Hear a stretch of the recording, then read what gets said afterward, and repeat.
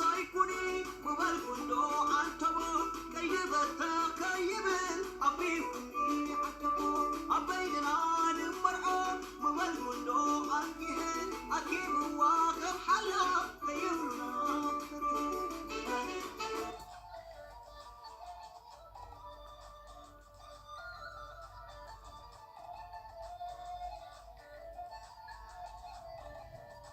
زخري تازيما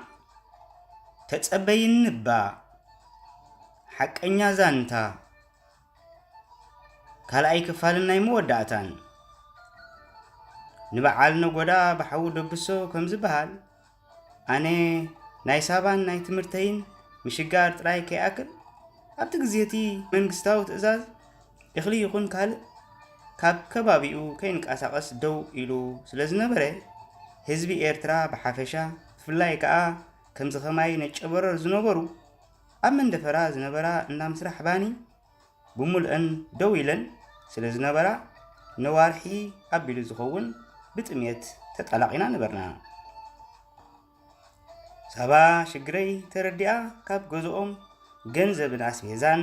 እናምፀት መቸም እቲ ዝነበረ ሽግር ተሳዒሩ ሳባ ስድራኣ ቅድሚ ንሳዋ ምውራዳ ክትሕፀ ይግድድዋ ስለ ዝነበሩ ሓደ ግዜ ሳባ ጎቦ ጌራ ትነግረኒ ነይራ እያ ኣነ ግን ምስቲ ዝነበርኩ ናብራ ኣይኮነን መርዓን ሕፀን ነዛ ህይወተይ ከማን ጥሜን ሱትየን ዝነብር ዝነበርኩ እቲ ሓሳብ ናይ ሳባ ከዓ ቶታል ንፀክዎ ሳባ ግን ኣዝያ ለዋህን ፈቃርን ስለ ዝነበረት ኩሉ ግዜ በቲ ንዓይ ዝጥዕመኒ መንገዲ እያ ትጓዓዝ ዝነበረት ኣብ 2009 11 ክፍሊ ስለ ዝነበርና ስድራ ሳባ ግድን ክትሕፀ ከም ዘለዋ ትሕፀዮ ሰብኣይ ከዓ ኣብ ደገ ዝነብር ምዃኑ ሓበርዋ እሞ ሳባ ትምህርቲ ኣብ ኪራ ኣነ ክሳብ ዝወፅእ ኣብታ ድርኩኺት ቤት ትምህርቲ ኣሕዋት ካፑችኒ ክትፅበየኒ ፀንሓት ኣነ ኣጋውላ ሳባ ተመልኪተ ድሓን ከም ዘይኮነት ተረዳእኽዋ ሳባ ካብታ ዝነበርናያ ከይተንቀሳቐሰት እያ እቲ ክትብሎ ዝደልየት ብነብዓት ዓይና ኣቐዲማ ከምዚ በለትኒ ስድራ ንፅባሕ ሰንበት ሕፀ ቆፂርናዮም ኣለና ኢሎምኒ በጃኻ ዋላ ንሓደ ሰሙን ካብዛ ከተማ ወፂና ንቐኒ እናበለት ብንብዓት ተሓለበትን ዓቕሊ ኣፃበበትን እቲ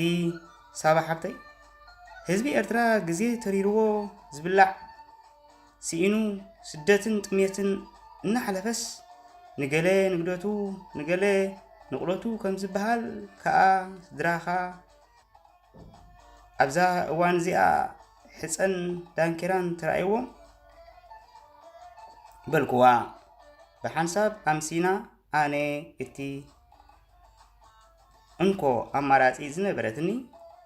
ንሳባ ምቕባፃ ጥራይ ስለ ዝኾነት ዕረ እናጣዕመኒ ሳባ ሓብተይ ተሓፀይ ኣነ ንዓኺ ዝኸውን ሰብ ኣይኮንኩን ብኣካል ካባይ ተፈለይ ብሕልና ግን ትንፋስኪ ከም ዘተንፍስ ክትርድእለይ ይላወበኪ ምስ በልክዋ ሳባ ኣብታ ዝነበረታ ኡይ ኢላ ረፈት በለት ኣነ ዓቕለይ ፀይብኒ ዝገብሮ ጠፊእኒ እኳ እንተነበረ ሕኑቕ እንታይ የውፅእ ዓፍራ ከም ዝበሃል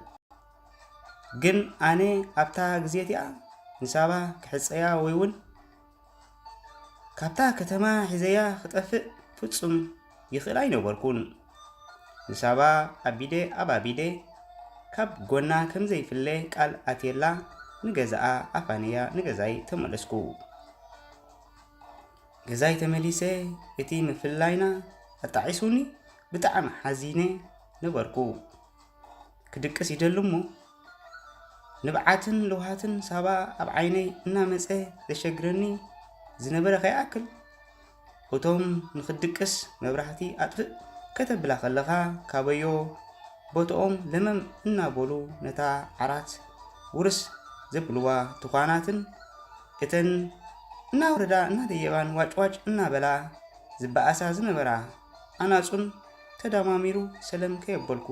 ብኮፈይ ወግሐት ሳባ ናይ ካልእ ኮይና ኣነ ከዓ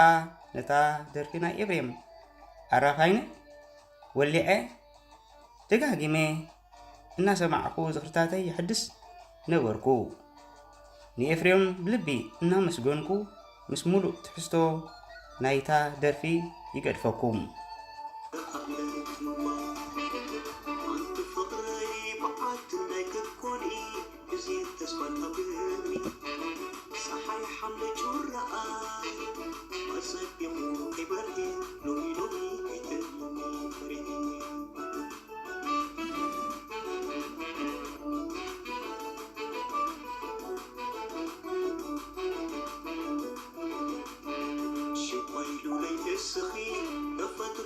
سنكر مسعدك كل شامو نفخر نسنفر يتلين مساخي نسنس كنت عسلي زي كون اللي كوين مال يزيد وزي آخري كرب كرب تلمو الفرحة كن علي ودي جاك زخون عبد السنة زي بالليل أحلف اللي سلي بمهرك بالسماي كسركم زي كناس معلوم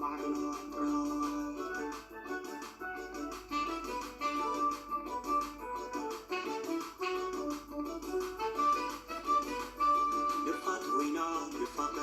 نفات وينا فكر أنتم كلا تفاسنا بدينا لحد كدو وكينا برو أغميدو أحلا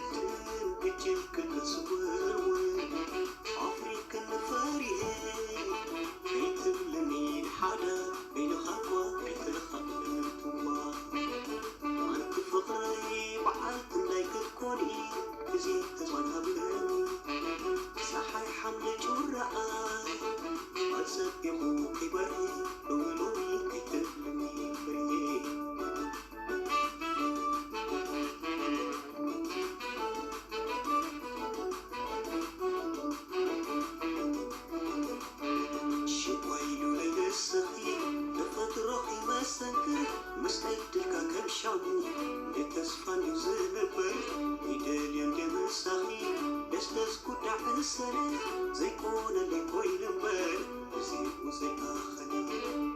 كرب تلمو الفرحة كنا علي ورقي جرق زخون عبد السنة زي بالليل أحد فرمي سلي بمارك بالسماي كساكم وزي كناس